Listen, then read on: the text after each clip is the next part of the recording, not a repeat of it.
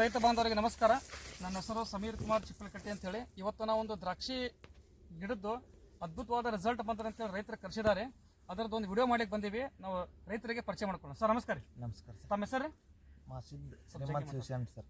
ಏನ್ರಿ? ಮಾಸಿದ್ ಶ್ರೀಮಂತ್ ಶಿವಶ್ಯಾಮ್ ಸರ್. ಇದು ಊರು ಯಾವ್ದು ಸರ್? ಊರು ಸರ್ ಸನಕನಹಳ್ಳಿ ಸರ್. ಸನಕನಹಳ್ಳಿ, ಇಂಡಿ ತಾಲೂಕು ಜಿಲ್ಲಾ ಬಿಜಾಪುರ. ಇದು ನಿಮ್ಮ ದ್ರಾಕ್ಷಿ ಪಡ ಎಷ್ಟು ವರ್ಷದ ಅದ ರೀ? ಇದು 5ನೇ ವರ್ಷದ ಸರ್. 5ನೇ ವರ್ಷ. ಈ ವರ್ಷ ಯಾರು ನಿಮ್ಮ ಪಡಕ್ಕೆ ಮೇಸ್ತ್ರಿ ಇದ್ದಾರೆ? ಸಂತೋಷ್ ಬಗಂತ್ ಸರ್. ಇವ್ರೇನು? ಸಂತೋಷ್ ಭಗಂತ್. ಈಗ ಹೋದ ವರ್ಷ ಅಚ್ಚಿ ವರ್ಷ ನಿಮ್ಮ ದ್ರಾಕ್ಷಿ ಬೆಳೆಯೊಳಗೆ ಏನಾದರೂ ಸಮಸ್ಯೆ ಕಂಡು ಬಂದಿತ್ತೇನ್ರಿ? ಹಾಂ ಸರ್. ಏನೇನಾಗಿತ್ತು ಹೇಳ್ರಿ ನೋಡೋಣ. ಸರ್ ಫ್ಲವರಿಂಗ್ ಒಳಗೆ ಸಿಕ್ಕಾಪಟ್ಟಿ ಕಾಳು ಜಾಡ್ಸ್ಕೊತೀರಿ ಸರ್. ಹಾಂ ರೀ. ಈ ಸಲ ಫ್ಲವರಿಂಗ್ ಒಳಗೆ ಕಾಳು ಜಾಡ್ಸ್ಕೊತ್ತು ಎಕ್ದಮ್ ನಿಂದ್ರಸರ್ ರೀ. ಅದೇ ಒಂದು ನಮ್ಮ ಸಮಸ್ಯೆ ಹೆಚ್ಚಾಗ್ತಿತ್ತು ರೀ. ಮತ್ತು ಇದ್ರೊಳಗೆ ಮಮ್ಮಿನೂ ಭಾಳ ಕಾಡ್ತಿತ್ತು ಸರ್. ವರ್ಷ ನೀವು ಮಮ್ಮಿ ಕಾಡ್ತಿತ್ರಿ? ಫ್ಲವರಿಂಗ್ ಒಳಗೂ ಸಮಸ್ಯೆ ಆಗ್ತಿತ್ತು, ಕಾಳು ಜಾಡಿಸ್ತಿತ್ತು, ಮಮ್ಮಿನೂ ಅಂದ್ರೆ ನೀರುಗಾಳ ಆಗ್ತಿತ್ತು. ಹ್ಞೂ ಸರ್.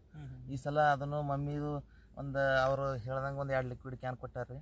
ಅದರಿಂದ ನಿತ್ಯ ಬಿಟ್ಟೈತ್ರಿ ಏನು ಮಮ್ಮಿ ಆಗಿಲ್ಲ. ಹೌದು. ಹ್ಞೂ ದವನಿ ಬುರಿ ಇವು ಎಲ್ಲ ನಮ್ಗೆ ಕಾಡ್ತಿತ್ತು ಹೆಚ್ಚಿಗೆ. ಅಂದ್ರೆ ಈ ದ್ರಾಕ್ಷಿಗಂತೂ ಬರತ್ತವ್ರಿ ಇವು. ಹಾಂ ಸರ್. ಕೆಲವ್ರಿಗೆ ಅದೇ ಸವಾಲಾಗಿ ಅದರಿಂದ ಪಡಾನು ಹಾಳು ಮಾಡ್ಕೊತಿರ್ತಾರ್ರಿ. ಹಾಂ ಸರ್. ನಿಮ್ಮ ಹಂಗೂ ಏನು ಸಮಸ್ಯೆ ಆಗಿತ್ರಿ? ಇಲ್ರಿ ಸರ, ಸ್ವಲ್ಪ ಬರೀ ಕಾಡ್ತಿತ್ರಿ ಸರ. ಅಂದ್ರೂ ಈ ಸಲ ಏನೋ ಹೆಚ್ಚು ಔಷಧ ಸಿಂಪಡಣೆ ಮಾಡ್ತೀವಿ, ಸಲ ಕಡಿಮೆ ಮಾಡಿದ್ವಿ. ಹೌದು. ಸಂತೋಷ್ ಭಜಂತ್ ಅವರು ನಿಮಗೆಲ್ಲ ಇದು ಮಾಡಿದ್ದಾರೆ. ಹೌದು ಸರ್. ಓಕೆ. ಅವ್ರ ಸಲಹೆ ಸೂಚನೆ ಮೇರೆಗೆ ಮಾಡಿದ್ದಕ್ಕೆ ನಿಮಗೆ ಹೋದ ವರ್ಷ ಅಚ್ಚಿ ವರ್ಷ ಮತ್ತು ಈ ವರ್ಷಕ್ಕೆ ಏನು ವ್ಯತ್ಯಾಸ ಅನ್ಸಿದೆ? ಖರ್ಚೊಳಗೆ ಏನು ವ್ಯತ್ಯಾಸ ಅನ್ಸಿದೆ ಮತ್ತು ಗಿಡದ ರಿಸಲ್ಟ್ ಒಳಗೆ ಏನು ವ್ಯತ್ಯಾಸ ಅನ್ಸಿದೆ? ಸರ್ ಖರ್ಚೊಳಗೆ ಅತಿ ಕಮ್ಮಿ ಖರ್ಚು ರೀ ಸರ್. ಕಡಿಮೆ ಖರ್ಚು. ಔಷಧನು ಭಾಳ ಕಮ್ಮಿ ಹೊಡಿಸ್ತಾರ್ರಿ, ಅತಿ ಕಮ್ಮಿ ಖರ್ಚು. ಸಂತೋಷ್ ಸರ್ ನಮಸ್ಕಾರ. ನಮಸ್ಕಾರ ಸರ್. ನಿಮ್ಮ ರೈತರ ಹೇಳಿದ್ರು. ಹಾಂ ಸರ್. ಈಗ ಇದು 3-4ನೇ ರೈತರು ಹೇಳೋದ್ರಿ ಅಂದ್ರೆ ಖರ್ಚು ಭಾಳ ಕಡಿಮೆ ಮಾಡಿಸ್ತೀರಿ ನೀವು ಅಂತೇಳಿ. ಏನ್ರ ಅದ್ರ ಗುಟ್ಟು ಏನು, ಹೆಂಗೆ ಕಡಿಮೆ ಮಾಡಿಸ್ತೀರಿ ನೀವು? ಸರ್ ಅತಿಯಾಗಿ ಔಷಧ ಹೊಡಿದ್ರಿಂದ ಏನು ಪ್ರಯೋಜನ ಇಲ್ಲ ಸರ್. ನೀವು ಹೇಳ್ಕೊಂಡ್ರೆ ಹೆಂಗಂದ್ರೆ ಅದಕ್ಕೆ ಯಾವ ಟೈಮಿಗೆ ಯಾವ ರೋಗ ಬರ್ತೈತೆ ಅನ್ನೋದು ಒಂದು ಕಲ್ಪನೆ ಇದ್ರೆ ಸಾಕು ಸರ್. ರೈತರಿಗೆ ಇದರ ಮನವರಿಕೆ ಇರ್ಬೇಕ್ರಿ, ಪ್ಲಸ್ ನಮಗೂ ಕನ್ಸಲ್ಟೆಂಟ್ಗಳಿಗೂ ಸ್ವಲ್ಪ ಇರಬೇಕು. ಯಾವ ಸ್ಟೇಜಿಗೆ ಏನು ಕೊಟ್ರೆ ನಮಗೆ ರೋಗಗಳು ಬರ್ತಾವೆ ಅದನ್ನು ಕಡಿಮೆ ಮಾಡ್ಕೊಳ್ಳೋ ಸಂಬಂಧ ನಾವು ಕೆಳಗಡೆ ಏನು ಕೊಡಬೇಕು, ಮ್ಯಾಗಡೆ ಎಷ್ಟನೇ ಟೈಮ್ಗೆ ನಾವು ಔಷಧದ ಸಿಂಪರಣೆ ಮಾಡಿಸ್ಬೇಕು ಅನ್ನೋದು. ಯಾಕಂದ್ರೆ 60 ಡೇಸ್ದಿಂದ ಒಂದು 5 ದಿನಕ್ಕೊಮ್ಮೆ 8 ದಿನಕ್ಕೊಮ್ಮೆ ಅಷ್ಟ ಮಾಡ್ತೀನಿ.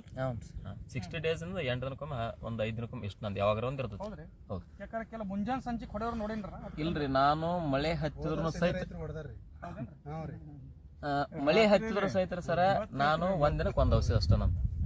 ಹೆಚ್ಚಿಗೆ ಹೊಡ್ಸೋದ ಇಲ್ಲ. ಅಂದ್ರೆ ನಿಮ್ಮ ಎಷ್ಟು ಪಡ ಅವ ಆಲ್ಮೋಸ್ಟ್ ಎಲ್ಲಾ ರೈತರಿಗೂ ನೀವು ಖರ್ಚು ಕಡಿಮೆ ಸರ್. ಕಡಿಮೆ ಸರ್. ಅತಿಯಾಗಿ ಔಷಧ ಹೊಡಿಯೋರು ಏನು ಫಾಯ್ದೆ ಹೇಳಿ? ಕರೆಕ್ಟ್ ನಮಗೆ ಗೊತ್ತದ. ಯಾಕಂದ್ರೆ ಈಗ ಪ್ಲಾಟ್ ನೋಡ್ತೀರಿ ನೀವು, ಗ್ರೀನೆಸ್ ಈಗ ಇದ್ರ ಮ್ಯಾಗ ಒಂದು ಚೂರು ಪೌಡರ್ ಐತಾರ ಸರ್. ಕ್ಯಾನಿಂಗ್ ಮಾಡಿ ನೋಡ್ರಿ ನೀವು ಪೌಡರ್. ಒಟ್ಟೆ ಪೌಡರ್ ಇರಂಗಿಲ್ಲ, ಅಗದಿ ತೇಜ್ ಐತಿರ ಪ್ಲಾಟ್. ಇಷ್ಟೇ ಸಾಕ್ರಿ ನಮ್ಗೆ. ಜಾಸ್ತಿ ಹೊಡೆದ್ರಿಂದ ಔಷಧ ಆಲ್ರೆಡಿ ನಾವೇ ಹಾಸಲರ್ ಸರ್. 80-90 ದಿವಸ ಆದ್ರೂ ದಿನ ಬಿಟ್ಟು ದಿನ ಔಷಧ ಹೊಡೆದೇವ್ರಿ. ಅಷ್ಟು ಹೊಡೆದ್ರೂ ನಿಮಗೆ ಅದು ಸಮಸ್ಯೆ ಆಗಿತ್ತು? ಇಲ್ರಿ ಸರ್, ಮಮ್ಮಿನೂ ಆಟೆ ಕಾಡ್ತ್ರಿ ಸರ್. ಆ ವರ್ಷ ಸ್ವಲ್ಪ ಬುರಿನೂ ಕಾಡ್ತ್ರಿ. ಈ ವರ್ಷ ಪಡ ಮಾತ್ರ ಎಕ್ದಮ್ ಕ್ಲಿಯರ್ ಐತೆ ಸರ್. ಸರ್ ಈಗ ದಿನ ಮುಂಜಾನೆ ಸಂಜೆಗೆ ಹೊಡಿತಾರೆ ಔಷಧ. ಹೊಡಿದ್ರಿಂದ ಏನು ರಿಯಾಕ್ಷನ್ ಆಗ್ಬೋದ್ರಿ ಸರ್? ಅದಕ್ಕೆ ಈಗ ನಾವು ಫುಡ್ ತಿಂತೀವಿ. ಈಗ ನಮಗೆ ಅರಗಿಸ್ಕೊಳಕ ಒಂದು 4 ಅವರ್ ಬೇಕು. ಅಂದ್ರೆ ಅಂಥವು ಈಗ ನಾವು ಸಾದಾ ಊಟ ಹೋಳಿಗೆ ಮತ್ತು ಹೈ ಡೋಸ್ ಅದ ಸರ್. ಸಾದಾ ಊಟ ತಿಂದ್ರೆ ನಾವು ಅರಗಿಸ್ಕೊಳಕ್ಕೆ ಒಂದು 4 ಅವರ್ ಬೇಕು. ನಾವು ಇದಕ್ಕೆ ಕೊಟ್ಟಂತ ಕೆಲಸ ಮಾಡಕ್ಕೆ ನನಗೆ ಪೇಷನ್ಸ್ ಬೇಕ್ರಲ್ಲ, ಅದಕ್ಕೆ ಟೈಮ್ ಬೇಕ್ರಲ್ಲ. ಹೆವಿ ಲೋಡ್ ಆತೈತಿ. ನಾವು ಜಾಸ್ತಿ ಔಷಧ ಹೊಡೋದ್ರಿಂದ ಹೆವಿ ಲೋಡ್ ಆಗತ್ತೆ. ಅದಕ್ಕೆ ಟ್ರಸ್ನಾಗ ಬಂದ್ಬಿಡುತ್ತೆ ಪ್ಲಾಟ್. ಟ್ರಸ್ನಾಗ ಪ್ಲಾಟ್ ಬತ್ತಂದ್ರೆ ಅದಕ್ಕೆ ಕೆಲಸ ಮಾಡಿ ಯಾವ್ದು ಮಾಡಲಿ ಯಾವ್ದು ಬಿಡಲಿ ಹಿಂಗೆ ಟ್ರಸ್ನಾಗ ತರುವಂಗಿಲ್ಲ ರೀ. ಫುಲ್ ಫ್ರೆಶ್ ಬಿಡೋದು. ಟ್ರಸ್ನಾಗಿಂದ ಹೊರಗೆ ತೆಗೆದು ಯಾವಾಗ ಒಂದು ಔಷಧ ಹೊಡ್ಕೋತಂದ್ರೆ ಅದು ಕೆಲಸ ಮಾಡ್ಕೋತ ಹೋಗ್ಬಿಡೋದು. ಅದ್ರ ತಕ್ಕಂತೆ ನಾವು ಕೆಳಗೂ ಅದಕ್ಕೆ ಮೆಡಿಸಿನ್ಸ್ ಕೊಡೋಕೆ ಹೋದ್ವಿ. ಅದಕ್ಕೆ ಏನು ಕೊರತೆ ಐತಿ ಅದು ನೋಡ್ಕೊತ ಹೋದ್ರೆ ಸಾಕು. ಇಷ್ಟು ಮಾಡಿ ಜಾಗೃತಿ ಆಗ್ಬೇಕು. ಜಾಗ್ರತೆ. ಹೌದು. ಇವ್ರದ್ದು ನಿಮಗೆ ಕನ್ಸಲ್ಟಿಂಗ್ ಮತ್ತು ಇವ್ರೇನು ನಿಮಗೆ ಇದು ಕೊಡ್ತಾರೆ, ಮಾಹಿತಿ ಕೊಡ್ತಾರೆ. ನಿಮಗೆ ಚಲೋ ಅನ್ಸೋದಲ್ಲ? ಚಲೋ ಅನ್ಸೋದು. ಧನ್ಯವಾದಗಳು ಸರ್.